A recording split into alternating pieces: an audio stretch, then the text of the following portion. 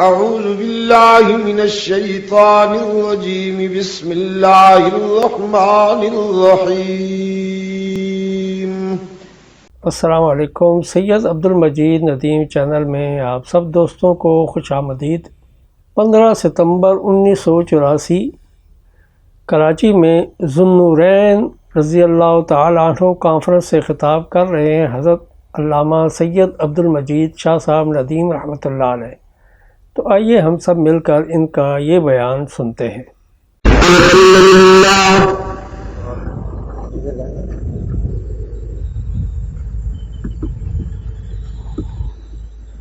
الحمد لله وحده والصلاة والسلام على من لا نبي بعده وعلى آله وأصحابه الذين أوفوا عهده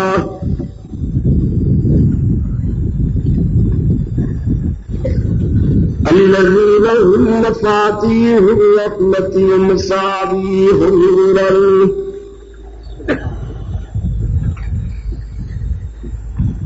أعوذ بالله من الشيطان الرجيم.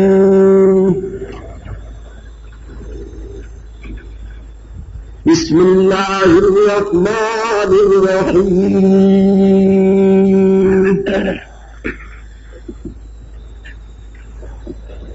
إن الله اشترى من المؤمنين أنفسهم وأموالهم بأن لهم الجنة يقاتلون في سبيل الله فيقتلون ويقتلون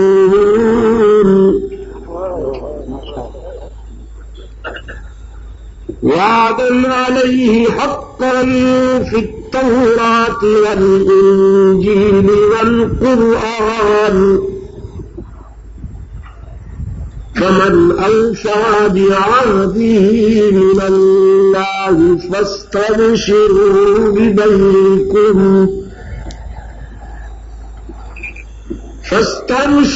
ببيعكم الذي بايعتم به وذلك هو الفوز العظيم.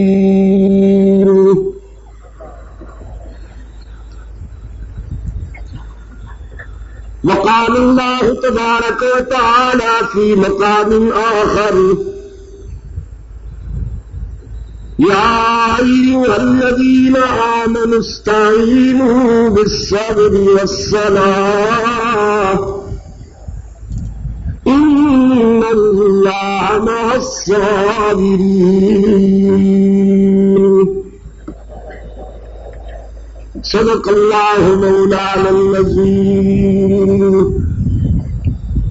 وصدق رسوله النبي الكريم ونحن على ذلك من الشاهدين والشاكرين والحمد لله رب العالمين.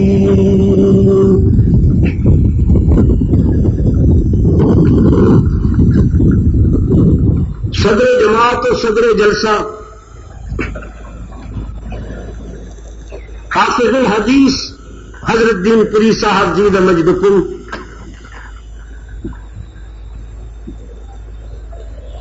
حضرت شاہ صاحب جناب پروفیسر صاحب و دیگر اکابرین و عمائدین اہل سنت، گرامی قدر علماء کرام، عزیز طلباء،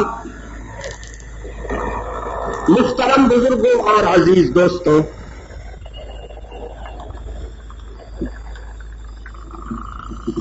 مجلس تحفظ حقوق اہل سنت جماعت پاکستان اور یوم فاروق اعظم آرگنائزنگ کمیٹی پاکستان کے اشتراک سے 7 روزہ امام مظلوم سیدنا عثمان ذو النورین کانفرنس کے سلسلے کا یہ 5واں اجلاس ہے جس میں ہم اور آپ جمع ہیں.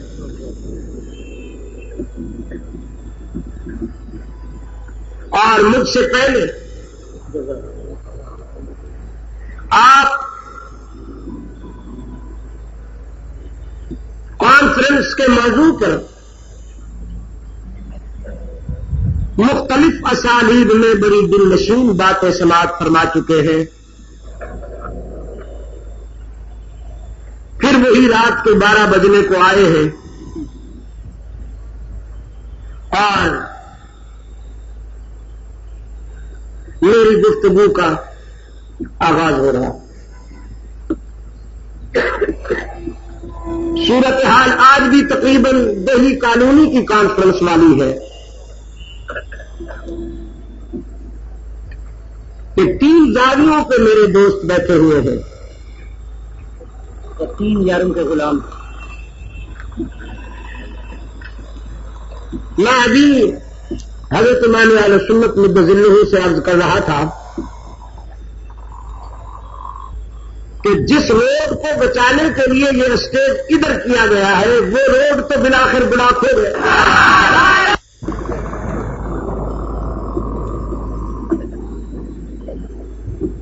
البتہ ہمارے کرم فرماؤں کے لیے یہ بات ایک گنا موجب مسرت ہوگی کہ وہ ایک رخ پہ بیٹھے ہوئے سامعین کو دیکھ کر خوش ہو جائیں گے کہ بس یہی حاضری ہے ان کی.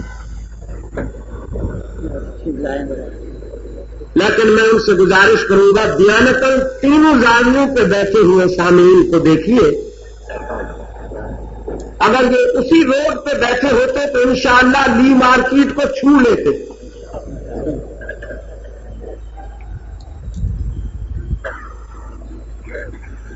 حاضری کے معیار پہ ہمیں مت تولیے گا. ہمیں ہمارے کاج اور درد دل کے معیار پہ تولیے گا. یہ سما جب تک جلتی رہے گی پروانے بڑھتے رہیں گے اور جب یہاں سے بھی بزنس شروع ہو جائے گی تو یہ سب اڑ جائیں گے. یہ اتنے سادہ نہیں ہے. ابھی زیادہ ان کے دلوں میں جس نے محبت ڈالی ہے. رحمت عالم صلی اللہ علیہ وسلم کا ارشاد ہے ان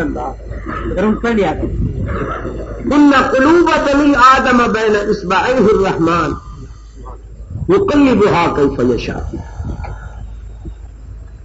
انسانوں کے دل جو ہے گویا اللہ کی 2 انگلیوں میں مقید ہے. وہ جس طرح چاہتا ہے پھیرتا ہے. یہ کرائے کے لوگ نہیں ہیں. وہ سب کے سب سرفروش ہیں اور رحمت للعالمین صلی اللہ علیہ وسلم اور آپ کی جماعت کے سچے شہدائی ہیں. یہ کچھ لینے کے لیے نہیں آئے, جان بھی قربان کرنے کو تیار ہیں.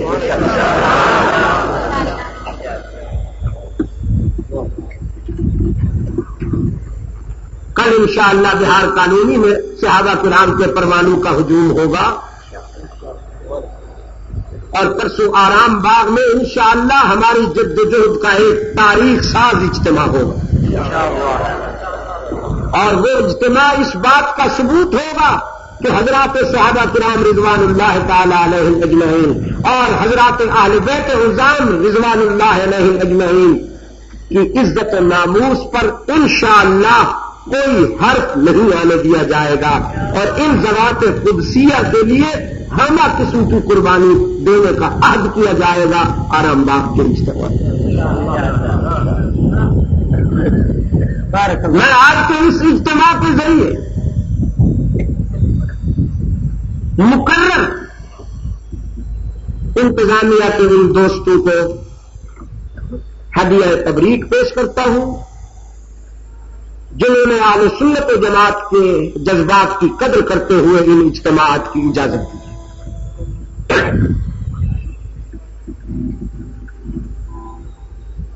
یہ ان کا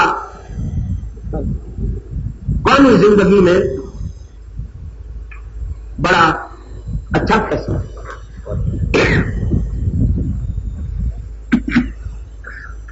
اور میں نے اس دن ڈیری بازار میں بھی کہا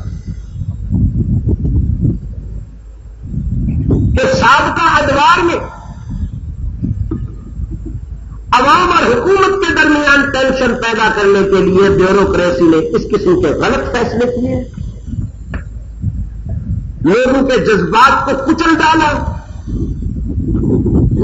بڑوں تک تعویلیں کر دی اور لوگوں کے جذبات کو مجروح کرتے ہوئے اس قسم کے اجتماعات کی اجازت نہ دے کر انہوں نے پبلک اور گورنمنٹ کے درمیان میں ٹینشن پیدا کی، جس سے قلوب میں تشدد پیدا ہوا۔ جن افسران نے ان اجتماعات کی اجازت دی ہے میں ان کی قدر کرتا ہوں اور ان کی حب الوطنی کی تعریف کیے بغیر میں نہیں رہ سکتا، اور مجھے امید ہے کہ آئندہ بھی اس طرح صحیح فیصلے کیے جائیں۔ اس لیے کہ مٹھی بھر اقلیت اگر کھلے بندو سرپوشاراؤں پر خنجر اور چھریاں لے کر جلوس نکالنے کی اجازت ہو سکتی ہے تو صحابہ کرام کے شہدائیوں کو پرامن اجتماع کی اجازت کیوں نہیں ہو سکتی؟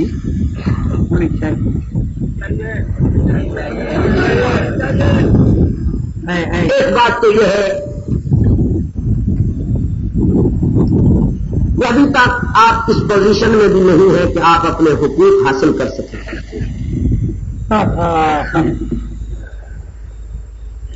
یہ بھی میں تسلیم کرتا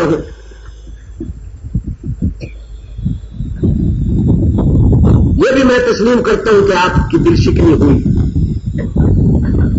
آپ کی توقعات کو کچلا گیا، لیکن سچائی ایسی لازوال قوت ہے کہ وہ دور دور کے ابھرتی اور اس کے خلاف جس قدر سازشیں ہوں وہ بہرحال بلند ہو کر رہتی ہے۔ انشاءاللہ آنے والا دور حضرات صحابہ کرام و اہل بیت عظام رضوان اللہ علیہم اجمعین کی عزت و ناموس کا پرچم اونچا رکھنے کا دور ہوگا انشاءاللہ۔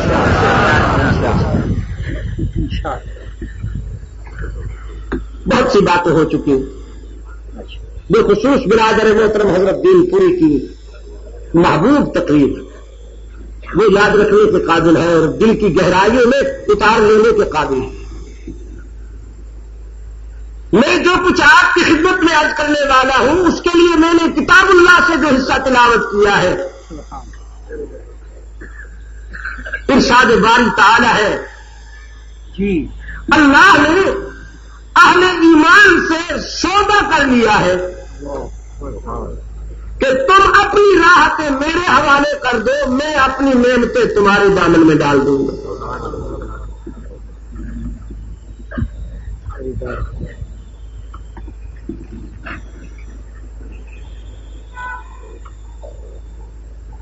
اہل ایمان سے حق تعالی نے معاہدہ کیا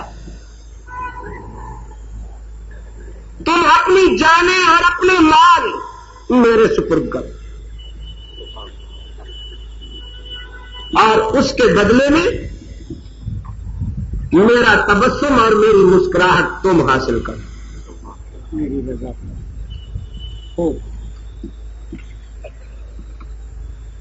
یہ غالباً لی مارکیٹ چاکی واڑا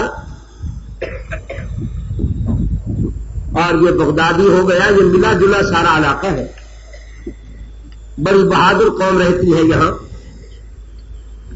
اگر اجازت ہو تو میں پوچھ لوں کہ یہ جان اور مال اگر ہم خدا کے سپرد نہ کریں تو یہ کس کی ملکیت ہے؟ اللہ کی ملکیت ہے نا، چیز بھی اسی کی ہے اور پھر وہ مانگتا بھی ہے۔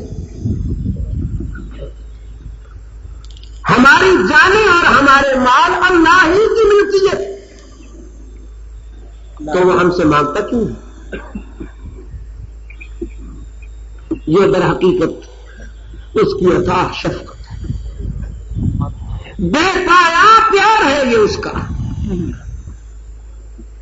بالکل اسی طرح جیسے بازار سے گھر لوٹنے والا شفیق باپ اپنے اکلوتے اور معصوم بیٹے کے لیے مٹھائی کا ڈبہ لے کر آتا ہے، وہ اپنے فرزند کو دیتا ہے اور پھر وہ اپنے ہاتھ سے دی ہوئی مٹھائی اپنے بیٹے سے مانگتا ہے. کیا ہے؟ ظاہر ہے کہ اس مٹھائی کی اسے ضرورت نہیں ہوتی، وہ لایا ہی اپنے بیٹے کے لیے ہے، لیکن مانگتا اس لیے ہے کہ وہ اپنے بیٹے کا ظرف آزمانا چاہتا ہے، وہ اپنے بیٹے کا دل آزمانا چاہتا ہے کہ اسے مٹھائی اچھی لگتی ہے یا میں اچھا لگتا ہوں. اگر اپنے باپ کی دی ہوئی مٹھائی بچہ باپ کے ہاتھ پہ رکھ دے تو یہ ایک باپ کا دل جانتا ہے کہ اس وقت اس کے وجدان کی گہرائیوں سے شفقت و محبت کی کیسی لہریں اٹھتی. وہ اپنے بیٹے کو سینے سے لگا لیتا ہے، اس کا ماتھا چومتا ہے، اس کے ننھے ننھے ہاتھوں کو بوسہ دیتا ہے، اس لیے کہ اسے مشاہدہ ہو جاتا ہے، عین الیقین ہو جاتا ہے کہ میرے بیٹے کو اس قدر مٹھائی اچھی نہیں لگتی جتنا میں اچھا لگتا ہوں. تو خداوند عالم بھی ہمیں جان اور مال دے کر کبھی کبھی آزمانے کے لیے وہ مانگتا ہے، یہ دیکھنے کے لیے کہ انہیں جان اور مال اچھے لگتے ہیں یا میں اچھا لگتا ہوں. اسی کو قرآن کریم میں ایک اور جگہ یوں کہا گیا ہے، من ذا الذی یقرض اللہ قرضا حسنا. کون ہے جو خدا کے ساتھ قرض حسنہ کا معاملہ ہے؟ اس پر یہودیوں نے انگشت برداری کی تھی، مسلمانوں پر تانا زنی کی تھی کہ لوگ کہ یہ خود بھی کنگال ہے، اب ان کا معبود بھی قرضے مانگتا ہے. مسلمانوں کا اللہ بھی قرضے مانگتا ہے. ایک مرتبہ صدق و وفا کا تاجدار حضرت ابو بکر صدیق رضی اللہ تعالی عنہ ایک ایسے اجتماع سے گزرے جہاں یہودی جمع تھے. یہودیوں کے اجتماع میں سے ایک بوڑھے یہودی نے حضرت صدیق اکبر کو دیکھ کے کہا، ہم خود غنی ہیں، ہمارا معبود بھی غنی ہے، مسلمان خود بھی فقیر ہے، ان کا معبود بھی فقیر ہے.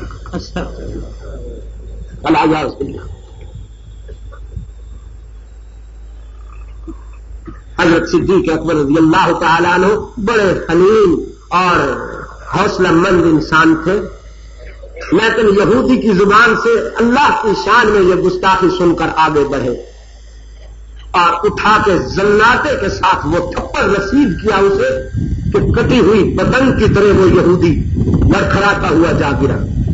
حضرت صدیق اکبر رضی اللہ تعالیٰ عنہ اس انتظار میں تھے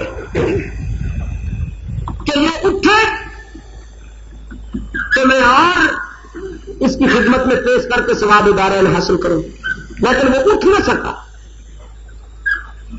ایک ہی تھپڑ اتنا مفید اور کارگر ثابت ہوا کہ وہ پھر اٹھ نہ سکا. میں کہا کرتا ہوں شریف کو غصہ بہت دیر کے بعد آتا ہے، لیکن جب آتا ہے تو ساری قضائیں ادا ہو جاتی ہیں. شریف ہر وقت نہیں گرجتا برستا رہتا، میں یہ کر دوں گا، میں وہ کر دوں گا، تم کیا سمجھتے ہو. یہ چھوٹے لوگوں کا کام ہے. دریا میں پانی جہاں جتنا کم ہوتا ہے، دریا کے بہاؤ میں شور اتنا زیادہ ہوتا ہے. کتنی اچھی بات کہہ دی کسی نے کہ کہہ رہا تھا شور دریا سے سمندر کا سکوت. کہہ رہا تھا شور دریا سے سمندر کا سکوت، جس میں جتنا ظرف ہے اتنا ہی وہ خاموش ہے. لیکن کبھی کبھی سمندر کو بھی معجزن ہونا پڑتا ہے. جناب صدیق اکبر رضی اللہ تعالی عنہ کا تھپڑ کھا کر وہ مغلوب یہودی استغاثہ لے کر آیا ہے سرکار دو عالم صلی اللہ علیہ وسلم کی خدمت میں اور عرض کرتا ہے محمد مجھے تیرے یار نے مارا ہے. ابو بکر نے مجھے مارا ہے. یہودی کہتا ہے تیرے یار یہاں لکھتا ہے. جی ہاں، یہودیوں کو بھی پتا تھا، یہودیوں کو بھی پتا تھا کہ ابو بکر محمد کا سچا یار ہے. جی میرے عزیز دوستوں، سرکار دو عالم صلی اللہ علیہ وسلم نے اس سے کہا، مارنے والے کو پہچانا تھا، کہیں وہ عمر تو نہیں تھا. یہ وضاحت بھی اللہ کے رسول نے اس لیے چاہی کہ ایسی کارروائیاں اکثر ابن خطاب ڈالا کرتے تھے. فرمایا وہ عمر تو نہیں تھے. عرض کیا نہیں، میں نے اچھی طرح پہچانا تھا، وہ تیرا یار ابو بکر تھا. آپ بلا لیجیے، میں ان کے سامنے ساری وجوہات سناؤں گا. اللہ کے رسول صلی اللہ علیہ وسلم کی خدمت میں حضرت صدیق اکبر کا بلاوا ہو گیا اور رحمت عالم صلی اللہ علیہ وسلم نے فرمایا، کیا ابو بکر آپ نے اسے مارا ہے؟ کچھ یہودی کو دیکھتے ہی جناب صدیق اکبر رضی اللہ تعالی عنہ کی آنکھیں سرخ ہو گئی اور جبین پہ جلالت کی سلوٹیں ابھر آئیں. عرض کیا ہاں اللہ کے رسول مارا تھا اور اب بھی تسکین نہیں ہوئی، اگر آپ اجازت دیں. رحمت عالم صلی اللہ علیہ وسلم نے فرمایا نہیں، دوسری قسط ادا کرنے کی اجازت نہیں ہے. آپ یہ بتائیے کہ مارا کیوں؟ حضرت صدیق اکبر رضی اللہ تعالی عنہ نے عرض کیا، اللہ کے رسول انہوں نے میرے معبود کی شان میں گستاخی کی ہے، انہوں نے اللہ کو فقیر کہا ہے.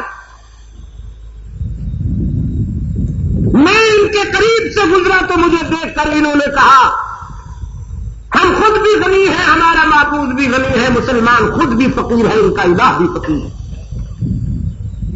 میں یہ کیسے برداشت کر سکتا تھا؟ اگر اس موقع پہ صبر کر جاتا تو میرا ایمان خطرے میں تھا. پروفیسر صاحب، حضرت حافظ الحدیث صاحب ایک بات کہتا ہوں، اللہ برکت. بعض باتیں ایسی ہوتی ہیں جنہیں سن کر چپ رہنے سے ایمان ختم ہو جاتا ہے. کل پاکستان میں انتشار پیدا کرنے کے لیے بعض فنکاروں نے یہ شوشہ چھوڑا تھا کہ لاہور کے کسی اجتماع میں رسول اللہ کی شان میں گستاخی کی گئی. میں کہتا ہوں تم نے وہ گستاخی کیسے برداشت کر لی ہے ظالموں؟ اگر کسی نے گستاخی کی تھی تو یا گستاخی کرنے والی زبان نہ ہوتی یا سننے والے کام نہ ہوتے. نعرہ تکبیر، شان رسالت، شان رسالت سید عبد المجید ندیم شاہ صاحب. سیاست کی دکان چمکانے کے لیے اور کوئی حربہ باقی نہیں رہا، ساری گول میز کانفرنسیں گول ہو گئی، تو اب یہ حربے استعمال کرتے ہو. اگر کسی نے رحمت عالم صلی اللہ علیہ وسلم کی شان میں گستاخی کی ہے تو شاید خدا کا اتنا غضب اس پہ نہیں ہوگا جتنا غضب ان پہ ہوگا جنہوں نے سنا اور چپ رہے.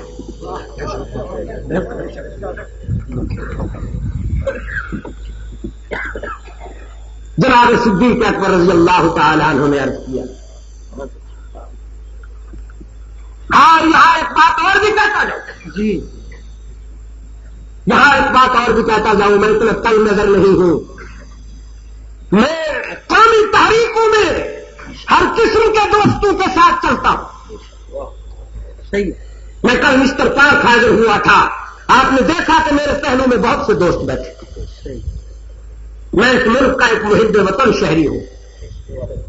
میں نظریہ اسلام کے لیے اپنی جان داؤ پہ لگانے کے لیے ہر وقت بے قرار رہتا ہوں.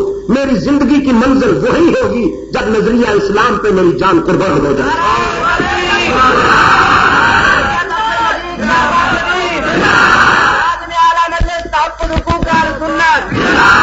میری منزل نہ وزارت ہے نہ شورا کی ممبری ہے. مجھے اللہ نے یہ مقام عطا کیا ہے، میرے لیے یہی بس ہے، میرے لیے یہی بس ہے. میں اورنگی پہنچا، ہمارے عزیز جناب سہیل احمد خان صاحب کے زیر اہتمام وہ کانفرنس، یہ سیلاب وہاں تھا. ملوڑا پہنچا تو وہاں پہنچے، رات لیاقت آباد میں دوست، باوجود اس کے کہ ٹریفک کے شور میں کوئی بات سنائی نہیں دے رہی تھی، لیکن اللہ کے بندے قطار اندر قطار پہنچے. چوریا بازار میں آپ نے دیکھا تھا، آج یہاں آپ نے دیکھا ہے، کل بہار کالونی دیکھ لینا، پرسوں آرام باغ دیکھ لینا. اور پھر یہاں کی بات نہیں، شاہ صاحب ویسٹ انڈیز میں ایک ایسے جزیرہ میں کہ جس کی مسلم آبادی کی کل تعداد بمشکل 10-1100 ہے، وہاں عیسائیوں کی حکومت ہے، بمشکل 10-1100 مسلمان وہاں آباد ہیں. لیکن جب میں ایئرپورٹ پہ اترا تو 5000 سے زیادہ فرزندان اسلام استقبال کے لیے کھڑے ہوئے. قرآن کی برکت. یہ کوئی کم کرم ہے میرے اللہ کا؟ اگر اس کے باوجود بھی میں اپنے ضمیر کو بازار کی جنس بنا دوں تو پھر لعنت ہے مجھے. اللہ، میں ایک بات صاف کہہ دینا چاہتا ہوں، سیاسی مقاصد کی تکمیل کے لیے جو لوگ الزام تراشی کرتے ہیں تو یہ رسول اللہ کا نام برداشت نہیں کر سکتے، نعرہ رسالت سے چڑھتے ہیں. میں یہ وضاحت کر دینا چاہتا ہوں، جو رسول اللہ کے نام پہ چڑھے اس پہ دونوں جہان کی لعنت. گھر کا لعنت. زندگی کو صحراؤں میں بکھرے ہوئے ذروں سے بھی زیادہ، دریاؤں میں، سمندروں میں پھیلے ہوئے قطروں سے بھی زیادہ، جنگلوں میں، کھیتوں میں اور گلزاروں میں درختوں کے پتوں سے بھی زیادہ، آسمان کے دامن میں پھیلے ہوئے ستاروں سے بھی زیادہ لعنت ہے اس پر جو رسول اللہ کے نام پہ چڑھتا ہے. جہاں تک قانون کا تعلق ہے تو قانون کی زبان میں اگر بات ہوگی تو وہ بات یہی ہے کہ بدر و احد میں، خیبر میں جو نعرہ بلند ہوتا رہا وہ نعرہ تکبیر تھا، اللہ اکبر. جیسا کہ ابھی حضرت حافظ الحدیث مدظل فرما رہے تھے، فاروق اعظم کی آمد پر حضور اکرم صلی اللہ علیہ وسلم نے یہی نعرہ بلند کیا، حضرت علی المرتضیٰ رضی اللہ تعالی عنہ نے یہی نعرہ بلند کیا، صدیق اکبر رضی اللہ تعالی عنہ نے یہی نعرہ بلند کیا. لیکن اگر کوئی اظہار محبت میں رسول اللہ صلی اللہ علیہ وسلم کا نعرہ بلند کرتا ہے تو میرے نزدیک یہ کوئی کفر نہیں ہے. اگر اس دور میں لیڈروں کے نام پر نعرے لگائے جا سکتے ہیں، ابھی میرا عزیز کھڑے ہو کر حضرت مولانا عبد المجید مدین شاہ صاحب زندہ باد، اور میرا نفس موٹا ہو رہا تھا، اگر میرے نام کا نعرہ لگ سکتا ہے تو سرکار جو عالم صلی اللہ علیہ وسلم کے نام کو بلند کرنا کون سا گناہ ہے؟ اس لیے سنیے، میں میرے عزیز میری بات سنیں، میں بتانا یہ چاہتا ہوں آپ کو کہ اس حسین ٹائٹل کی آڑ میں آپ کو جو مس گائیڈ کیا جا رہا ہے اس سے بچنے کی کوشش کیجیے. میرے آقا کا نام محمد رسول اللہ ہے، یا رسول اللہ نہیں ہے، لا الہ الا اللہ محمد رسول اللہ، اشہد ان لا الہ الا اللہ و اشہد ان محمد عبدہ ورسولہ. اذان میں اشہد ان لا الہ الا اللہ اشہد ان محمد رسول اللہ. اس لیے کہ رسول اللہ عام ہے، 313 میں رسول اللہ 313 عام ہے، اور یا رسول اللہ کے معنی ہے اے اللہ کے رسول، اور رسولوں کی تعداد تقریباً 313 ہے. جب کوئی اے اللہ کے رسول کہتا ہے تو پتہ نہیں وہ کس رسول کو کہہ رہا ہے. چنانچہ کوئی یہودی بھی یا رسول اللہ کہہ سکتا ہے، کوئی عیسائی بھی یا رسول اللہ کہہ سکتا ہے، لیکن محمد الرسول اللہ صرف محمدی ہی کہہ سکتا ہے. محمد الرسول اللہ سے یہودی کی بھی ماں مرتی ہے، عیسائی کی بھی ماں مرتی ہے، وہ یا رسول اللہ کو برداشت کرے گا، لیکن محمد الرسول اللہ سن کر اس کی ماں مر جائے گی. محمدی ہمیشہ محمد الرسول اللہ بلند کرتا رہے گا، اور کائنات کا ذرہ ذرہ محمد الرسول اللہ کو پکار رہا ہے.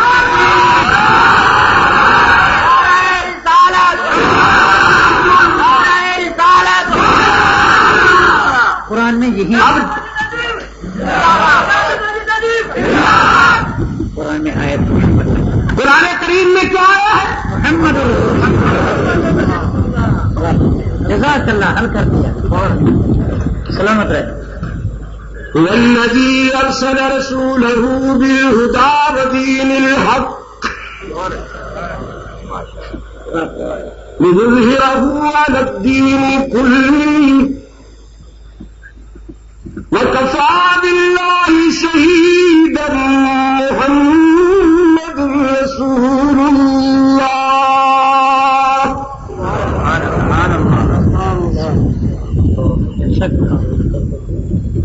اسے بلند کیا کیجیے. محمد رسول اللہ کو بلند کیا کیجیے. اس میں حضور کا نام بھی ہے, حضور کا منصب بھی ہے. حضور کا نام نامی کیا ہے؟ محمد صلی اللہ علیہ وسلم. اور منصب کیا ہے؟ رسول اللہ. جب آپ محمد رسول اللہ کہیں گے تو اپنے آقا کا نام بھی لیں گے, منصب کا بھی اعلان کریں گے. خیر یہ ضمنی بات تھی. میں معذرت کے ساتھ آپ کو پھر لیے چلتا ہوں. حضرت صدیق اکبر رضی اللہ تعالیٰ عنہ نے عرض کیا اللہ کے رسول, اگر میں اللہ کی شان میں یہ گستاخی سن کے برداشت کر جاتا تو میرا ایمان خطرے میں تھا. اس لیے میں نے اس کو تھپڑ مارا. اور سچی بات یہ ہے کہ ابھی تک تذکیر نہیں ہوئی. سرکار دو عالم صلی اللہ علیہ وسلم نے اب یہودی کی طرف سوالیہ نظروں سے دیکھا. پیغمبر کی نگاہیں پوچھ رہی تھی کیا تم نے اللہ کی شان میں یہ گستاخانہ جملہ کہا ہے؟ وہ بدبخت فوراً مکر گیا.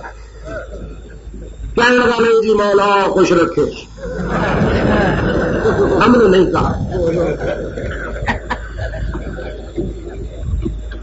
ہم بھی تو اللہ کو مانتے ہیں. میں نے نہیں کہا. ہم کیسے کہہ سکتے ہیں یہ جملہ؟ آمنہ کے لال تیری عظمت پہ قربان جائیے.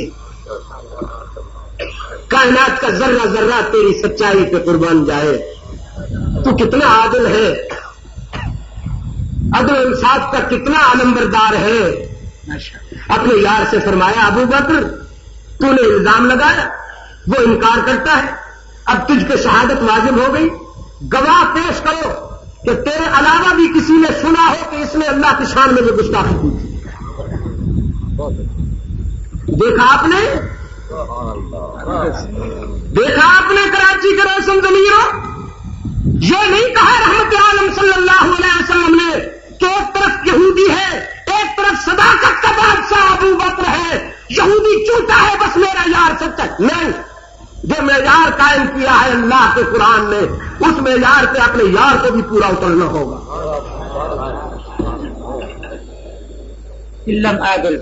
سرکار دو عالم صلی اللہ علیہ وسلم کا ارشاد ہے وہ قومیں صفحہ ہستی سے ہمیشہ کے لیے مٹ گئی جن کے بنائے ہوئے قانون کمزوروں کو پیستے رہے اور طاقتوروں سے پستے رہے. کمزور کے سامنے قانون کا غصہ ٹھہرتا نہیں اور طاقتور کے غصہ آتا نہیں.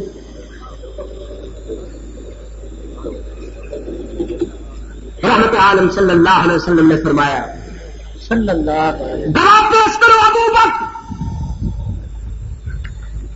عرض کیا اللہ کے رسول اجتماع ان کا تھا, گیدرنگ ان کی تھی, میں تو اکیلا تھا. اب ان میں سے تو کوئی میرے حق میں گواہی دینے سے رہا. محبوب خدا میرے پاس کوئی گواہی نہیں. رحمت عالم صلی اللہ علیہ وسلم نے بڑی سنجیدہ نگاہوں سے دیکھا اپنے یار غار کی طرف. اللہ کے رسول کی مکانت بول رہی تھی کہ ابو بکر گواہی ضروری ہے, اگر گواہی پیش نہ کر سکو گے تو پھر میں یہ فیصلہ کروں گا کہ یہودی تیرے تھپڑ کا بدلہ لینے کے لیے تجھے تھپڑ مارے. اور کراچی کے روشن ضمیروں, یہی وہ مرحلہ تھا جب عرش بری پہ فیصلہ ہو گیا کہ آج ابو بکر کی گواہی دینے کے لیے اگر فرش والوں میں سے کوئی نہیں ملتا تو عرش والا گواہی دے گا.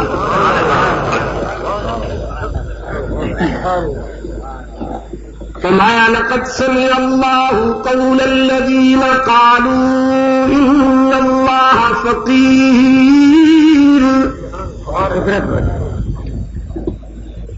لقد سمع اللہ قول الذین قالوا ان اللہ فقیر ونحن اغنیاء.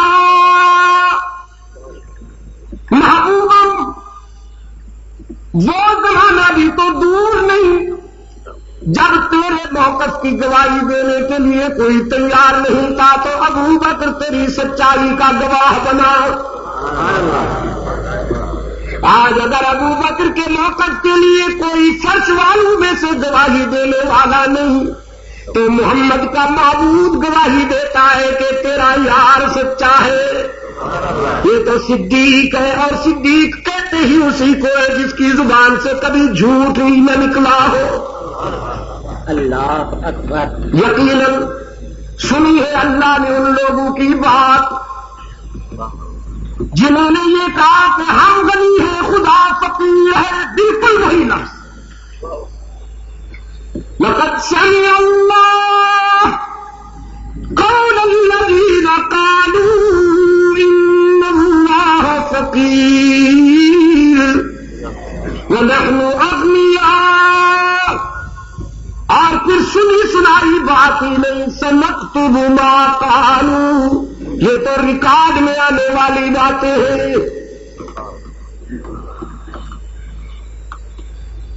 یہ بھی ضمنی بات تھی میں معذرت چاہتا ہوں. خدا بند عالم حق تعالی جب مانگتا ہے کسی سے کچھ اس کو ضرورت نہیں ہوتی. کہیں بھولے سے یہ نہ سمجھ لیجئے گا کہ اللہ نے ضرورت مند ہو گئے اس لیے ہم سے زکات مانگتے ہیں خیرات مانگتے ہیں یا اس کو یاد کرنے والا کوئی نہیں تو اس لیے کہتے ہیں آؤ ذرا مسجد میں میری نماز پڑھنا. یقین فرمائیے اس کو کوئی ضرورت نہیں ہے. ہم جب مسجد میں جاتے ہیں تو اس پر احسان نہیں کرتے.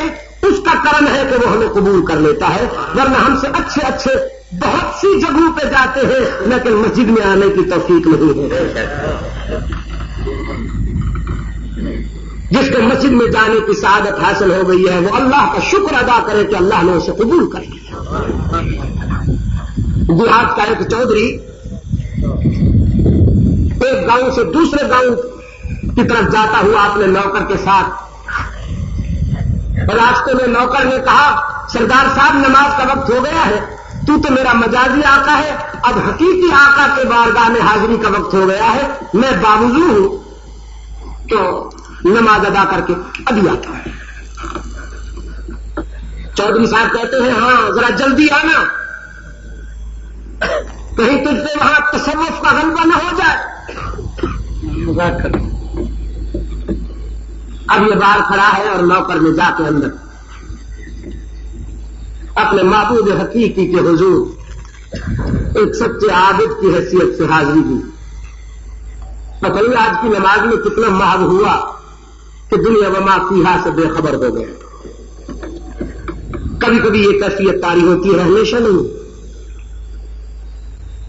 محو ہے عبادت میں. اور چودھری صاحب بڑے تیز و تند گھوڑے پر کبھی ادھر جاتے ہیں کبھی ادھر جاتے ہیں. گھوڑا چودھری صاحب سے تیز اور چودھری صاحب گھوڑے سے تیز اور چنگھاڑتے ہیں میاں کیا کر رہے ہو ابھی تک اس قدر تاخیر ہو گئی ہے ابھی تک تم مسجد میں گھسے ہوئے ہو. ایک مرتبہ کہا دو مرتبہ کہا تین مرتبہ کہا اتنے میں وہ نماز سے فارغ ہو گیا. اس نے سلام پھیر لیا اور یہ پھر چیخا انا کیا کر رہے ہو ابھی تک نکلتے نہیں مسجد سے نہیں نکلتے ہو. وہ غریب آدمی کہتا ہے چودھری صاحب نکلنے نہیں دیتا مجھے نہیں آنے دیتا وہ. اب تو چودھری صاحب کے غصے کی کوئی انتہا نہ رہی. گھوڑے سے اترے ایک ہاتھ سے لگام تھامے ہوئے ہیں اور مسجد کے دروازے میں ایک پاؤں اندر ایک پاؤں باہر جائزہ لیا مسجد کے حال کا تو نوکر کے سوا تو کوئی نظر نہیں آیا. غصے میں کہنے لگا تمہیں کون ہے روکنے والا یہاں تو اور ہے کوئی نہیں مسجد میں. تو وہ نوکر بڑی سنجیدگی کے ساتھ کہتا ہے چودھری صاحب جو تجھے اندر نہیں آنے دیتا وہی مجھے باہر نہیں جانے دیتا. لہذا آپ پہلے نماز روزہ اور حج زکات کو تیسرے کو بتائیے. آج اگر وہ یہ کہیں کہ صاحب یہ ہمارا مذہب ہے اور کہا جائے کہ صاحب ہر شخص کو مذہبی آزادی ہے، میں آپ سے پوچھتا ہوں یہ مذہب ہے؟ مذہب نماز پڑھنا ہے، نماز کا مذاق اڑانا تو مذہب نہیں ہے. رحمت للعالمین صلی اللہ علیہ وسلم اپنی حیات طیبہ کے آخری مرحلے میں جب کہ واصل اللہ ہونے والے تھے، حیات دائمی کی طرف چلے جانے والے تھے، آپ صلی اللہ علیہ وسلم کی مبارک زندگی کی آخری آرزو یہ تھی کہ مجھے نماز کے لیے مسجد میں چلو. چنانچہ آپ صلی اللہ علیہ وسلم جبکہ امت کی امامت کے لیے حضرت ابوبکر صدیق رضی اللہ تعالیٰ عنہ کو مأمور کیا جا چکا تھا اور صدیق اکبر رضی اللہ تعالیٰ عنہ نماز پڑھانے کے لیے مصلی پر آ چکے تھے. آپ صلی اللہ علیہ وسلم نے خواہش ظاہر فرمائی تو حضرت عباس اور حضرت علی المرتضیٰ رضی اللہ تعالیٰ عنہ کے کندھوں پر ہاتھ رکھ کے آپ تشریف لائے. حدیث میں آتا ہے کہ آپ کے پائے اقدس نقاہت کی وجہ سے زمین پہ لڑکھڑا رہے تھے، لیکن مسجد میں تشریف لائے. حضرات صحابہ کرام رضوان اللہ تعالیٰ علیہ اجمعین نے پوری زندگی اسی میں گزاری ہے.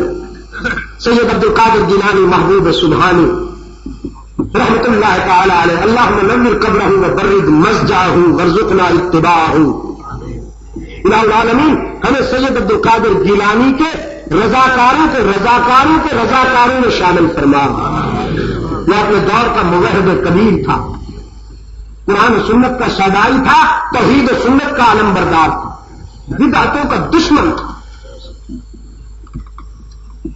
یہ فرما رہے تھے سامنے ایک شعلہ بڑھتا اور اس شعلے میں سے آواز آئی عبد القادر تو سینئر ہو گیا ہے، اب تیرے نماز روزے کی کوئی ضرورت نہیں ہے.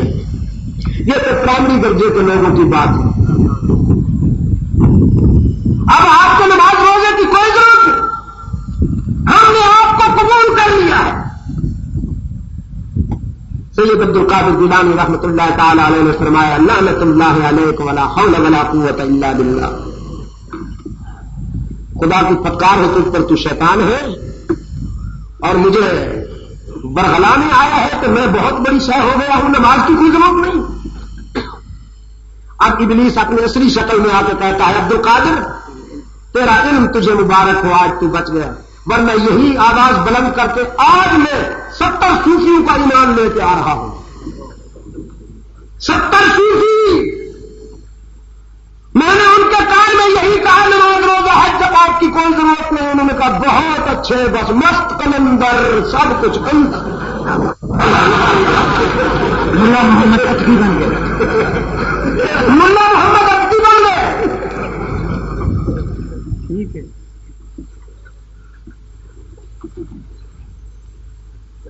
وہ کہتا ہے شیطان عبد القادر تجھے تیرا علم مبارک ہو کہ تو بچ گیا. حضرت سید عبد القادر جیلانی رحمۃ اللہ علیہ نے فرمایا ثم لا حول ولا قوت الا باللہ.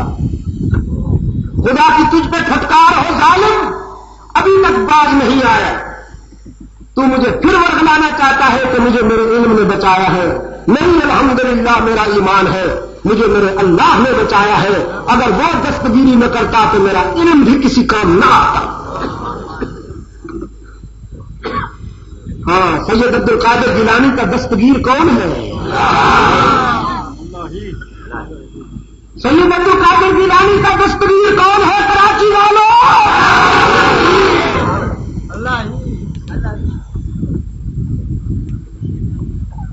تو میں عرض کر رہا تھا نماز اچھی چیز، سب کو پڑھنی چاہیے، سب کو پڑھنی چاہیے، لیکن جو نماز کا انکار کرتے ہیں، جو نماز کا مذاق اڑاتے ہیں، جو نماز پڑھنے والوں کو دار اسلام سے خارج کرتے ہیں، ان کے خلاف کارروائی ہونی چاہیے کہ نہیں ہونی چاہیے؟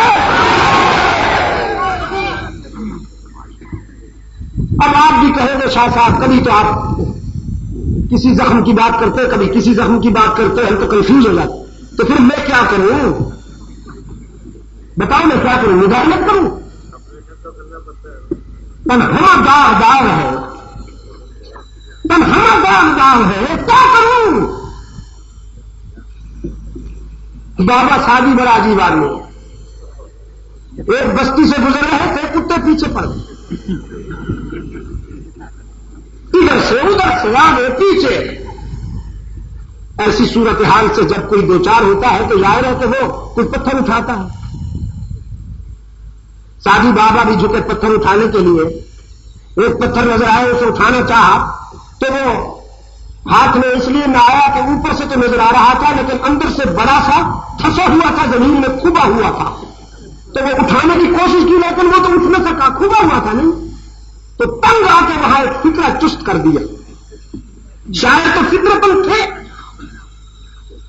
کہنے لگے اونچے عجب مردمان. یہ میں مردمان کہہ رہا ہوں، انہوں نے گالی دی ہے، انہوں نے گالی دی ہے. میرا ذوق مجھے اجازت نہیں دیتا کہ میں وہ کہہ دوں، اس لیے ترمیم کر رہا ہوں. تو فرماتے ہیں نیچے عجب مردمان کہ سگارا کشادن وہ سنگارا بستن. عجیب بیوقوف ہے، کتو کو چھوڑ دیا اور پتھروں کو باندھ دیا. جو باندھنے کی چیز تھی اسے آزاد کر دیا اور جو آزاد رکھنے کی شو تھی اسے باندھ دیا. اے کاش کے پاکستان میں اسلام کے خلاف کوئی فتنہ نہ ہوتا. خدا کی قسم میں آپ کو رات کے 12 بجے سے صبح کے 4 بجے تک صرف قرآن ہی قرآن سناتا رہتا. اللہ اللہ اللہ. ایک جگہ پر میں گیا، منتظمین ذرا کمزور تھے، کان میں آ کے کہنے لگے شاہ صاحب یہاں کے لوگ آپ کے قرآن کے بڑے سیدائی ہیں، قرآن کے بڑے عاشق ہیں اور پورے علاقے کا اصرار ہے، تو بس آج آپ ہمیں صرف قرآن سنائیں، ترجمہ نہ کریں.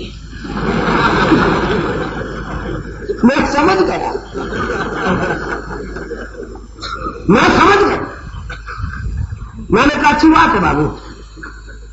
جب گفتگو شروع ہوئی تو میں نے خطبے میں جو آج پڑھی تھی بس وہ تو پڑھی تھی. پھر 2.5 گھنٹے جو بیان ہوا تو پھر میں نے خوب پوسٹ مارٹم کیا ہر فتوے کا. صاحب مثبت باتیں ہونی چاہیے، مثبت باتیں ہونی چاہیے. سانپ بھی مر جائے، اسٹک بھی بچ جائے،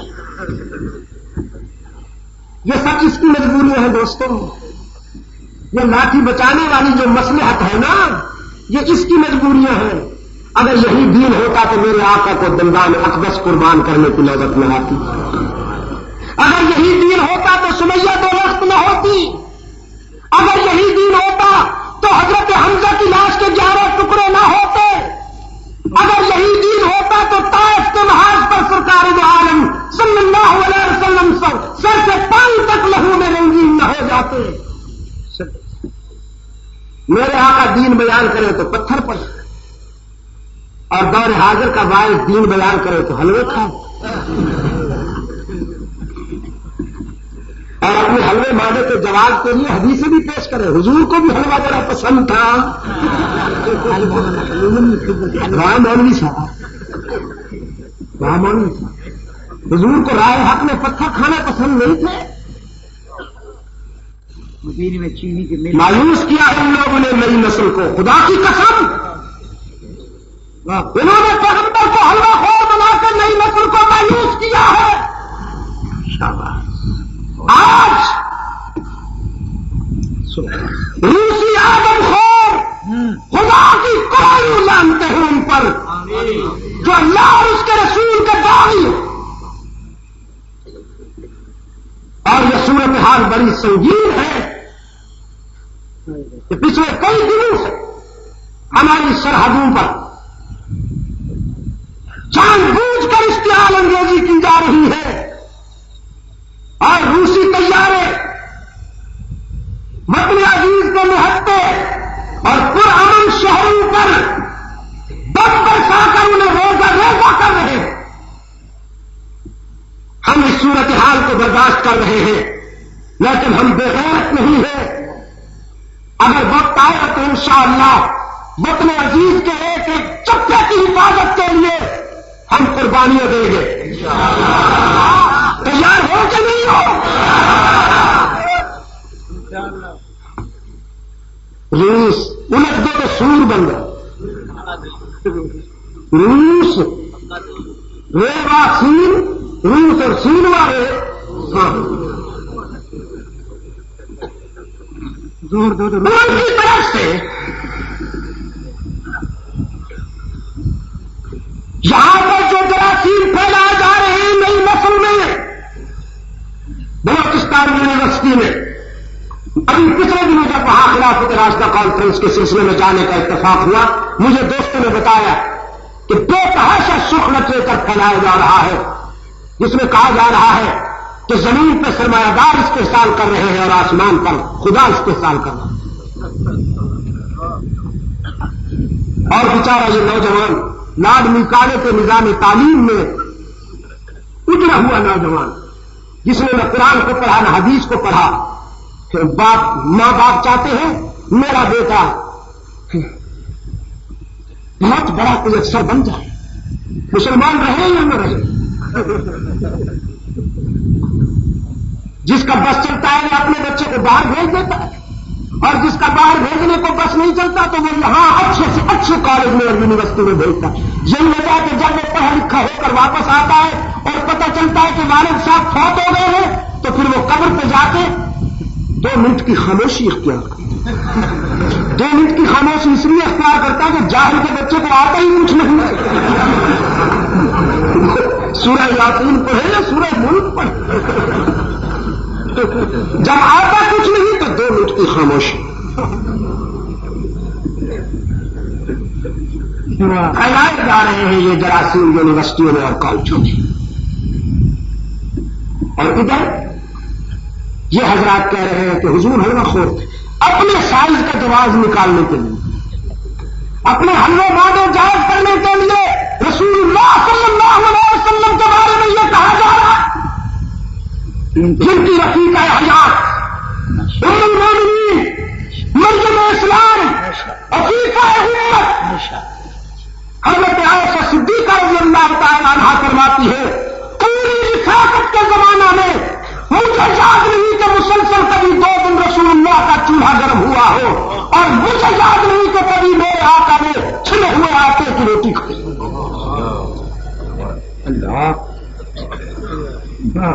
اور دور حاضر کا پروفیشنل گدی مسلم صاحب غریب مریض کو کہتے ہیں تجھے دال روٹی کھانے کو نہیں ملتی اور میری پانچوں گھی میں رہتی ہے، یہ تو مقدر کی بات ہے. کس احمق نے اس کو تقدیر کہا ہے؟ یہ تو میٹ مار ہے.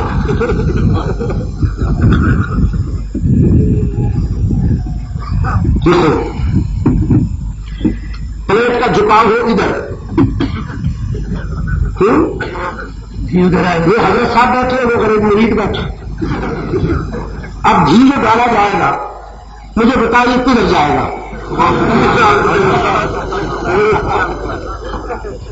جھکاؤ کی طرف جائے گا. اب حضرت صاحب کہتے ہیں مقدر کی بات ہے کہ میرا علاقہ خشک رہ گیا اور میرا علاقہ تر ہو گیا. کسی نے کہا یہ مقدر کی بات ہے؟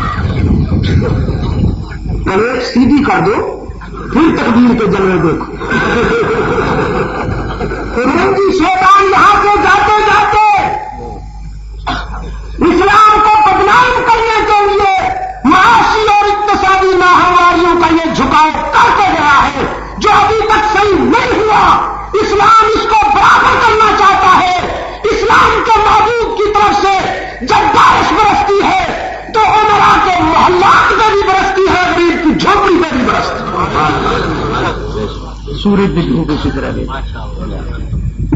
تقدیر کا یہ مفہوم نہیں ہے، یہ رہزنی اور لوٹ مار ہے جس کے اوپر لیبل لگایا جا رہا ہے تقدیر. اور اقبال مرحوم نے بڑے درد سے کہا تھا ہم کو تو میسر نہیں مٹی کا دیا بھی اور گھر پیر کا بجلی کے چراغوں سے ہے روشن. اس زمانے میں بجلی کے چراغ بڑی شے ہوتے ہوں گے، میں نے کہا آج اگر اقبال ہوتے مرحوم تو سر پیٹ لیتے کہ پیر صاحب کا 1000 روپئے کا پتنگے کروڑ روپئے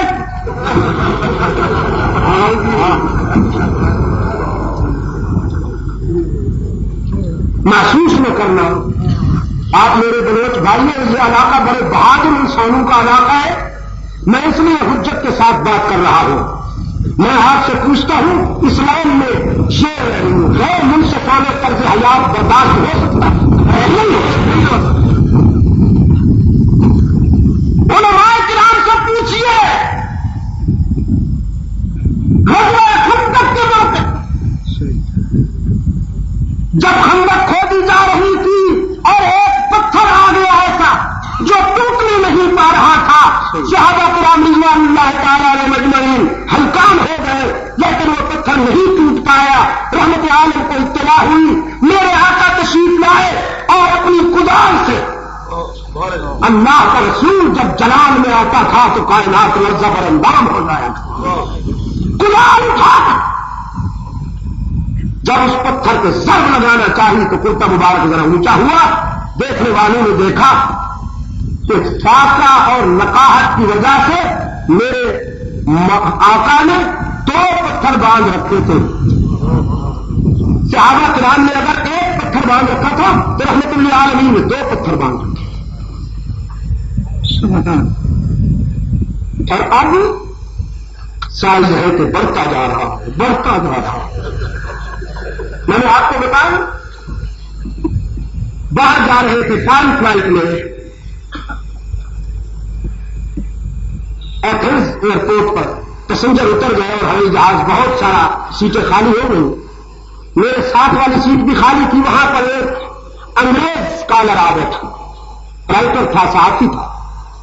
اسلام کے متعلق بہت سارے سوالات کرتا رہا اور پھر آخر میں پوچھنے لگا، یہ سامنے والا جو بیٹھا ہے یہ بھی آپ کا ہے؟ اب جو میں نے نظر اٹھا کے دیکھا تو ایک شخصیت تشریف فرما تھی. آپ یقین فرمائیے 2 سیٹیں بیچ میں جو پارٹیشن لائن ہوتی ہے وہ ہٹا دی گئی تھی، اور حضرت صاحب اتنے کمزور تھے، اس کے رسول میں اتنے کمزور تھے کہ 2 سیٹوں میں کھب کے بیٹھے تھے. اور یہ جو تھی تو مجھے ابھی دھڑک رہی تھی. مجھے کہنے لگا یہ بھی آپ کا ہے. میں نے کہا میرے کیمپ میں ضرور گھسا ہوا ہے لیکن ہے آپ کا. اسلام میں اس سائز کی کوئی گنجائش نہیں.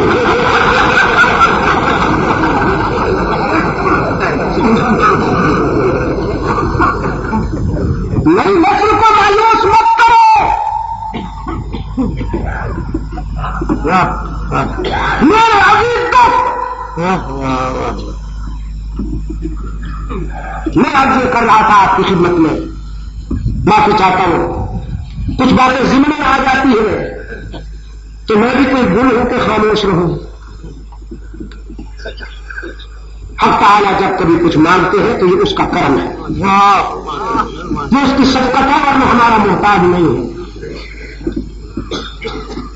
فرمایا ان اللہ اشتری من المؤمنین انفسهم واموالهم بان لهم الجنہ يقاتلون في سبيل الله فيقتلون ويقتلون.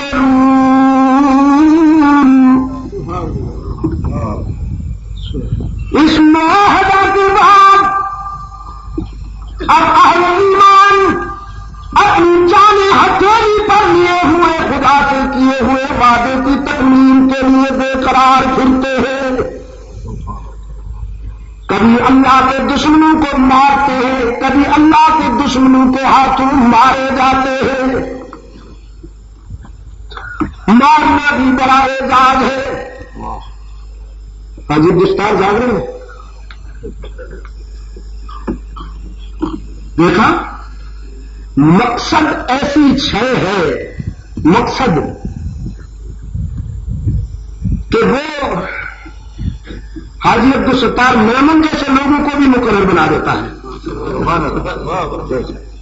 یہ مقصد بنوا رہا تھا، کار بنوا رہا تھا، منزل کے حصول کی طرف بنوا رہی تھی. تو جانے اللہ کے دشمنوں کو مارنا بھی بڑا اعزاز ہے، لیکن انتہائی مظلومیت کے ساتھ دشمنان خدا کے سامنے گلا کٹوانا بھی بہت بڑا اعزاز ہے۔ جان دے دو ایمان میں، جان لینا کسی کی مجاہدانہ کارنامہ ہے، لیکن راہ حق میں جان دینا بہت بڑا اعزاز ہے۔ اقبال نے کیا کہا؟ اقبال کہتا ہے تو بچا بچا کے نہ رکھی سے تیرا آئینہ ہے وہ آئینہ، تو بچا بچا کے نہ رکھ سے، تو بچا بچا کے نہ رکھی سے تیرا آئینہ ہے وہ آئینہ، تو شکستہ ہو تو عزیز تر ہے نگاہ آئینہ ساز میں،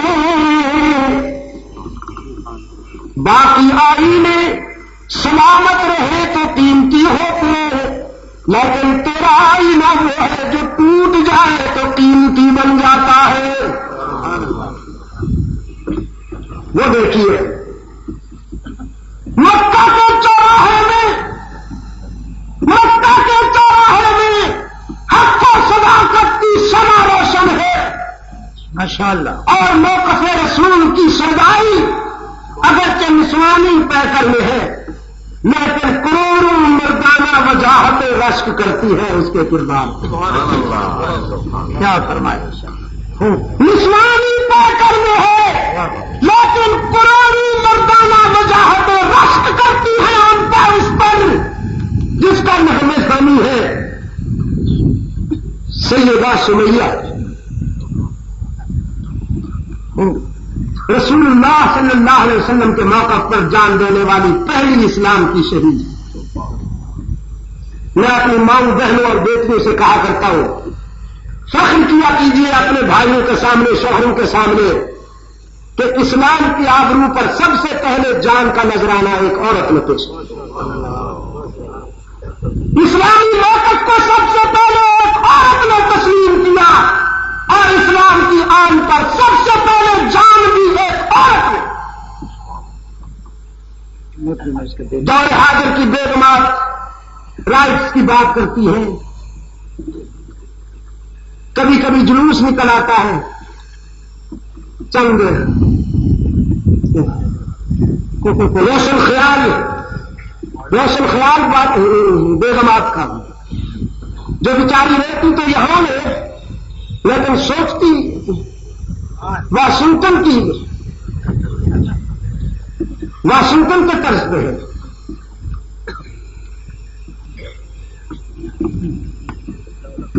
میرے عزیز دوستو،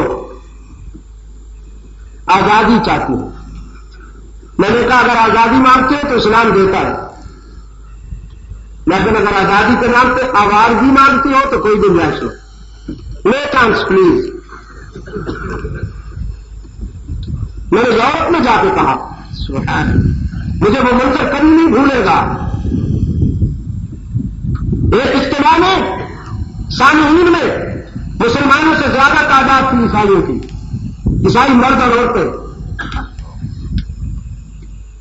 میں نے کہا تم سیدہ مریم کے فالوور ہو؟ تم کہتے ہو ہم مدر میری کو فالو کرتے ہیں، جبکہ تم نے سیدہ مریم کے مجسمے بنا کر شکاگو،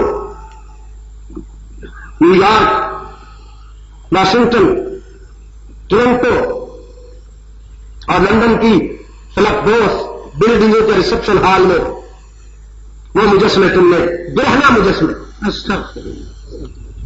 لگا رکھے ہیں، تاکہ ہر شخص آتے جاتے ہوئے پہلے وہ مجسمہ دیکھے، پھر فلیٹ میں جائے یا آفس میں جائے۔ میں نے کہا تم نے وہ مجسمے برہنہ کیے، اللہ کا غضب تم پہ نازل ہوا۔ آج عیسائیت کے پاس سب کچھ ہوگا لیکن آبرو نام کی کوئی شے نہیں۔ آبرو، شرم، حیا اور غیرت، یہ پوری ذمہ داری سے کہتا ہوں کہ عیسائی ڈکشنری میں یہ ورڈ ہے ہی ہے۔ بلکہ قرآن کریم ہے جو حضرت عیسیٰ اور سیدہ مریم کے وکیل صفائی کا کردار ادا کرتے ہوئے سیدہ مریم کے دامن کو جنت کی حوروں سے بھی زیادہ بے داغ بتاتا ہے.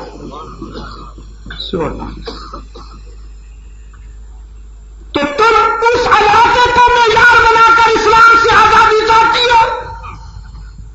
مسلمان رہ کر بات کرو اور آزادی چاہو تو اسلام تمہیں ایک ماں کی حیثیت سے آزادی دے گا, بہن کی حیثیت سے آزادی دے گا, بیٹی کی حیثیت سے آزادی دے گا, بیوی کی حیثیت سے آزادی دے گا, لیکن ڈانسر ہونے کی کوئی گنجائش نہیں. اسلام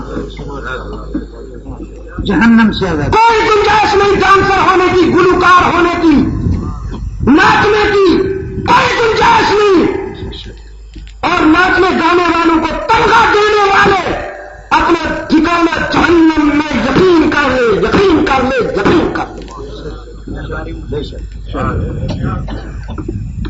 ربط ویسا نہ آثار ہے قیامت کے ساتھ, آثار ہے قیامت کے کہ تمغہ لینے والی ناچنے گانے والیوں کے آگے 20 دراز ملا کھڑا ہے. آگے پیچھے ناچنے گانے والی ہے. اللہ تیری شان. یہ بالکل ایسے جیسے کہ سور کا گوشت کھاتے ہوئے کہے بسم اللہ الرحمن الرحیم. جی خدا کے حوصلے ہیں تو وہ برداشت کر رہا. یہ مولوی کی امیج کو ڈائنامیٹ کرنے کی سازش ہے. یہ بتایا جا رہا ہے کہ مولوی ایسے ہوتے. میں آپ سے پوچھتا ہوں مولوی ایسے ہوتی؟ بتاؤ. مولوی ایسے نہیں ہوتا ہے.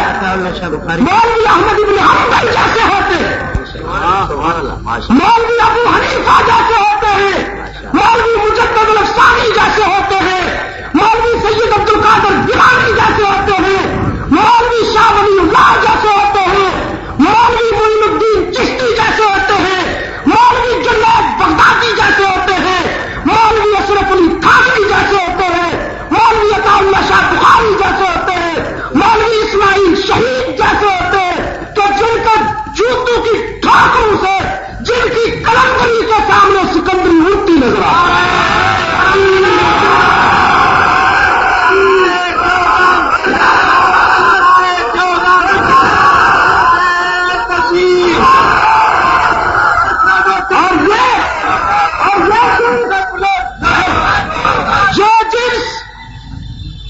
ناچنے گانے والوں کی قطار کی قیادت کر رہی ہے. ان کو کس نے مولوی کہا؟ ان کو کس نے مولوی کہا؟ یہ تو کرایہ کا مال ہے. ہر دور میں ٹولٹ کی تختی لگی رہتی. کل اس کے ساتھ تھے, آج اس کے ساتھ, اور آنے والے کے پاس سب سے پہلے یہی پہنچیں گے. سب سے پہلے دیکھ لو, سب سے پہلے یہی پہنچیں گے.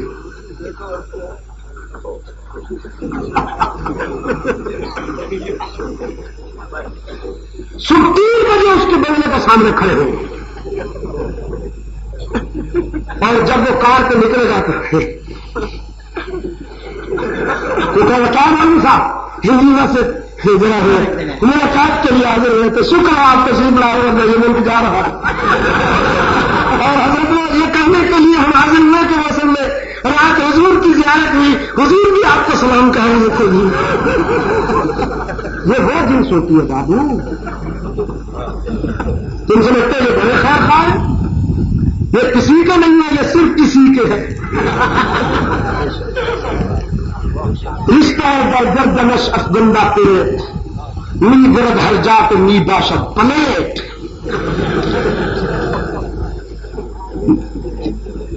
مولوی کا امیج تباہ کرنے کے لیے اس قسم کے لوگوں کو مولوی بنا کے ثابت کیا جا رہا ہے. جیسے نبوت کا امیج تباہ کرنے کے لیے مرزا غلام قادیانی کے اوپر ٹائٹل لگا لیا نبی کا, تو یہ نبی ہے, تاکہ دنیا دیکھے کہ نبی ایسے ہوتے ہیں. جس کی یعنی ون ورلڈ سرے سے ایک آنکھ ہی کینیڈا میں بڑی سیریس میٹنگ تھی, بڑی سیریس میٹنگ تھی. وہاں پر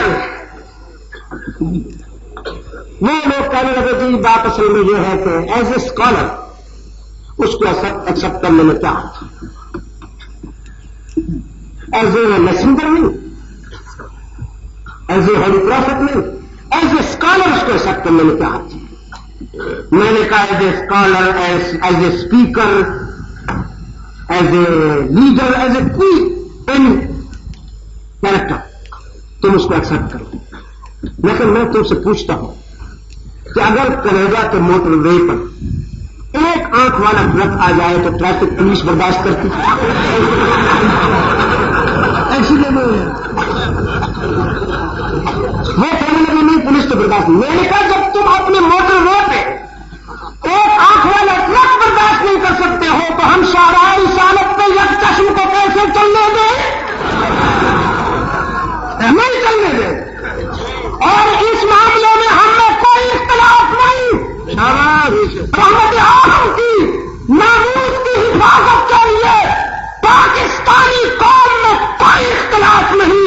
اس قتل مشترک پر ہم کل بھی متفق تھے، آج بھی متفق ہیں، آئندہ بھی متفق رہیں گے۔ رحمت للعالمین کی محبت کے بعد قیامت تک کسی کو نبی گوارا نہیں کیا جائے گا۔ جب بھی کوئی جھوٹا نبی دعویٰ نبوت کرے گا، صدیق اکبر کی سنت کی یاد تازہ کی جائے گی، اور اس کے لیے ہم ہر قسم کی قربانی دینے کے لیے تیار ہیں۔ ہے کوئی اختلاف کرنا؟ اس مسئلے میں اختلاف ہے کوئی کرنا؟ ہاتھ اٹھا کے بتاؤ، ہے کوئی اختلاف کرنا؟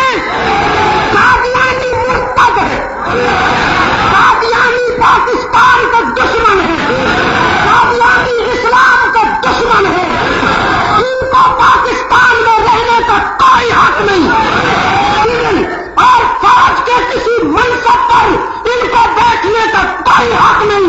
انہوں نے پاکستان کو آج تک تسلیم نہیں کیا، ان کی قبروں پر وصیت موجود ہے۔ جب حالات سازگار ہوں ہمیں قادیان کے قبرستان میں وہاں دفن کیا جائے، جو اس ملک میں دفن ہونا پسند نہیں کرتے، جن کے ظفر الشیطان نے بانی پاکستان کی نماز جنازہ تک کرنا گوارا نہ کی، انہیں پاکستان میں رہنے کا کوئی حق نہیں۔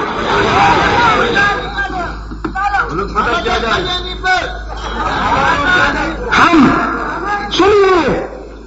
سنیے ہم وطن عزیز کے امن و سلامتی کو ملحوظ رکھتے ہوئے، وطن عزیز کے امن و سلامتی کو ملحوظ رکھتے ہوئے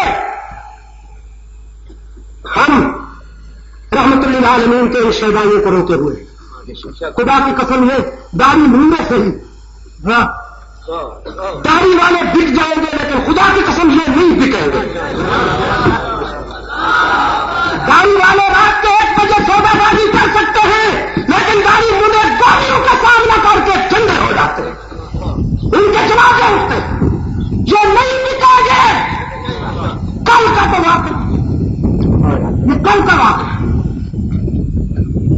لاہور کے موتی دیکھ ایک پردیش نے کہا تھا اردو بازار کے راجپال نے رحمت للعالمین کو گالیاں دی ہیں، حضور کی آبرو پہ حرف گیری کی ہے،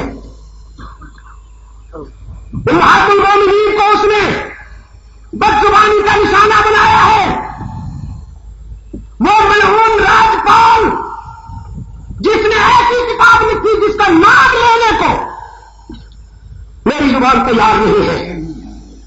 شاہ جی رحمت اللہ علیہ نے فرمایا میں لٹ چکا ہوں، میں لٹ کے آیا ہوں لاہوریوں، میری ماؤں کو گالیاں دی گئی ہیں، اور میں تمہیں درد دل بتانے آیا ہوں کہ حلالی بیٹے اپنی ماں کے دوپٹے پر جان دے دیا کرتے ہیں، اور ہماری قوم مائیں خدیجہ کے پاؤں کی خاص پہ قربان جائیں، ایسا صدیقہ کے دوپٹے کی ایک تار پہ قربان جائیں۔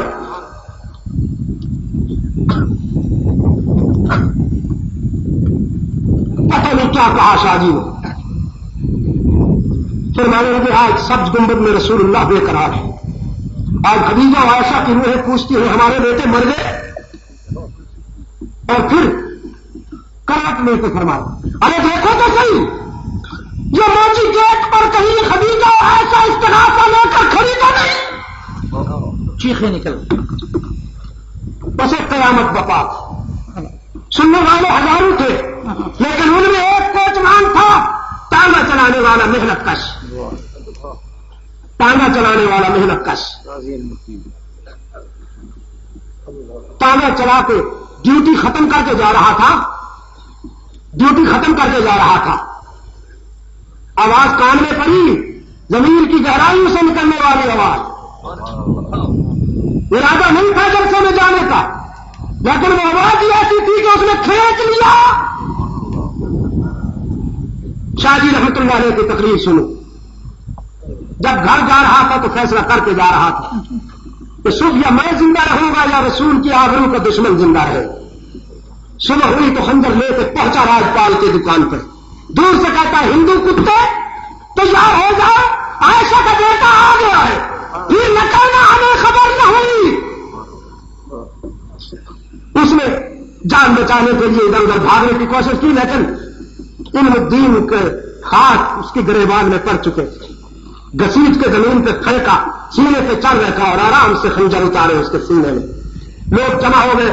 لوگوں سے کہتے ہیں عدالت میں گواہی دینا کہ میں نے اس کا کام تمام کیا. خون آلود خنجر لے کر تھانے پہنچا اور اپنی FIR خود لکھوائی.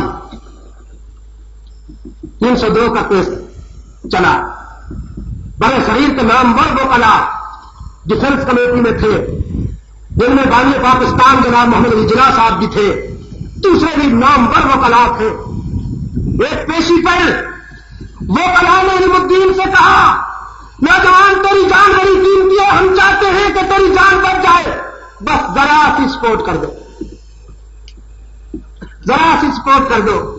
علم الدین نے کہا کیا سپورٹ کرو محنت کش ہوں روزانہ دار روٹی کماتا تھا کئی دنوں سے جیل میں ہوں ایک پائی بھی نہیں ہے کیا سپورٹ کروں میرے پاس رقم نہیں ہے. وہ کمانے کا رقم نہیں چاہیے ذرا اپنے بیان میں تھوڑی سی ترمیم کر دو بس تم جج کے سامنے یہ کہہ دو میں نے جب راجپال پہ حملہ کیا تو اس وقت میں غصے میں پاگل ہو چکا تھا مجھے ہوش نہیں تھا تو باخردار تیری جان بچ جائے گی تو بہت قیمتی نوجوان. علم الدین نے زخمی شیر کی طرح کروٹ لی. کہنے لگا ساری زندگی کی ہوشی میں گزری ہے یہی لمحہ تو ہوش کا تھا. ساری زندگی پاگل پنے میں گزاری ہے یہی لمحہ تو ہوش کا تھا جو رسول اللہ کی آبرو کی حفاظت کے کام آ گیا. اب جیتی ہوئی بازی خود ہار دوں کب تک جیوں گا ایک دن مر جاؤں گا. اگر رحمت للعالمین کی آبرو کے ناطے سے موت آتی ہے تو یہی تو میری منزل حیات ہے. یہاں بھی کہتا ہوں اللہ کی عدالت میں بھی کہوں گا کہ راجپال کا قاتل میں. اس قوم نے ایسے بچوں کو جنم دیا ہے اور بحمدللہ وہ آج بھی موجود ہے. میں متانت سے پوچھتا ہوں آپ سے اس کا جواب مت دو جیسے سیاسی لیڈروں کو دیا کرتے ہو. جو بھی آئے اس کے سامنے ہاتھ اونچے. ہاں صحیح ہم آپ کے ساتھ ہیں ہم آپ کے ساتھ ہیں کھائیں گے آپ کا خواب اس کو دیں گے انشاءاللہ. اور اگر آپ اجازت دیں تو ایک ربائی بے قرار کر رہی ہے. موسم کھل رہا ہے یہ گلچی باغ سیاد یہ تیرے کرم فرما یہ گلچی باغ سیاد یہ تیرے کرم فرما لیے بیٹھے ہیں دل میں حسرتیں تیرے مٹانے کی. قفص بھی دام بھی مقراج بھی سب کچھ نیا ہوگا. نئی تدبیر ہوگی تجھ کو پھندے میں پھنسانے کی. لیکن میرے ساتھ وعدہ اس طرح نہ کرو. میں بڑی نازک گفتگو کر رہا ہوں. مجھے آج بتاؤ رحمت للعالمین کی ختم نبوت کی حفاظت کے لیے اگر اللہ نے جان مانگی تو کیا خیال ہے آپ کا؟ تیار ہو نا؟ مجھے یقین ہے.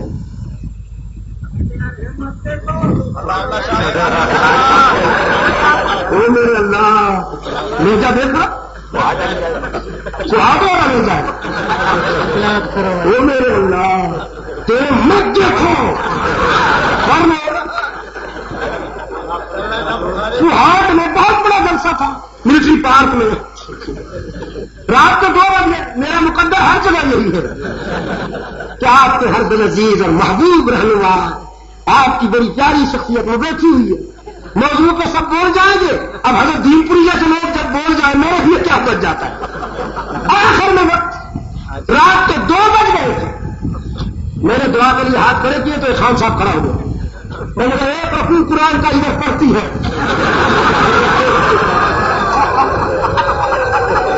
میں نے کہا خان صاحب یہ جو میں نے 2 گھنٹے میں تقریر میں قرآن مجید کی تلاوت کی ہے وہ کس کھاتے میں گئی؟ آج کسی پہ گزارا کروں، پھر کبھی زندگی ہوئی تو انشاءاللہ قرآن سناؤں گا. میں تھکا ہوا ہوں. اگر آپ نے تلاوت سنی تھی تو پہلے کہہ دیتے. اب میں تھکا ہوا، بیٹھ جاؤ. تو پھر اس نے بندوق اٹھا. میں نے کہا جہاں بولتا قرآن کرو، تم بولتی ہے تب گئے. پڑھتے ہو کہ نہیں پڑھتے کہ ہم تو زن کلا کر کون بات ہے. میرے اللہ، ان میں ساتھ بیٹھے ہوئے میرے دوست مولانا نے کہا شاہ صاحب اس نے بڑی نازک قسم کھائی ہے اور آپ کے لیے جو ہے بیوی کو تو چھوڑنے سے رہا، پر یہ ورنہ یہ گولی چلا دے گا. یقین فرمائیے میں وہیں گھر گیا، جلدی سے تلاوت کی اور جان چھڑائی. میرا یہ عزیز بھی کہتا ہے گھڑی کو مت نہیں بھائی، گھڑی کو دیکھنا ہے. اس لیے کہ کل پھر انشاءاللہ میں یہیں سے بات شروع کروں گا جہاں سے آج چھوڑ رہا ہوں. اب امتحان آپ کا کہ کل آپ کس انداز میں تشریف لاتے ہیں. اللہم ثبتنا علی صراط المستقیم. اللہم زینا بزینۃ الاسلام واجعلنا ہداۃ المہتدین. نور قلوبنا بنور الایمان. بس ہاں ایک بات بھائی، دعا کے دوران ایک بات کہہ دو. 27 اپریل کو تاریخ تحفظ ختم نبوت کے ضمن میں جو آخری کانفرنس راولپنڈی میں ہوئی، اس میں تقریباً آدھا گھنٹے کا جو میرا بیان ہے اس کی کیسٹ میرے عزیز کے پاس موجود ہے. وہ آپ کو اس لیے سننی چاہیے کہ اس سلسلے میں ہمارا موقف کیا ہے. وہ بہت قیمتی ہے آپ کے لیے، اس میں بہت سارا مواد ہے. یہ آپ کو توقع کیسٹ والوں کے پاس ملے گی. اللہم ثبتنا علی صراط المستقیم. الہ العالمین پاکستان کو امن و سلامتی کا گہوارہ بنا. پاکستان ابھی آپ حضرت علامہ سید عبد المجید ندیم شاہ صاحب رحمۃ اللہ علیہ کو سماعت فرما رہے تھے. آپ سب دوستوں سے گزارش ہے کہ میرے اس چینل کو سبسکرائب، لائک اور شیئر کریں، اور ان علماء کرام کے بیانات کو آگے بھی شیئر کیا کریں تاکہ دین کی باتیں اور دوستوں تک بھی پہنچ سکیں. آپ سب دوستوں کا بہت شکریہ. ملتے ہیں ایک نئی ویڈیو کے ساتھ. تب تک کے لیے اللہ حافظ. پاکستان پائندہ باد. صدق اللہ مولانا العظیم.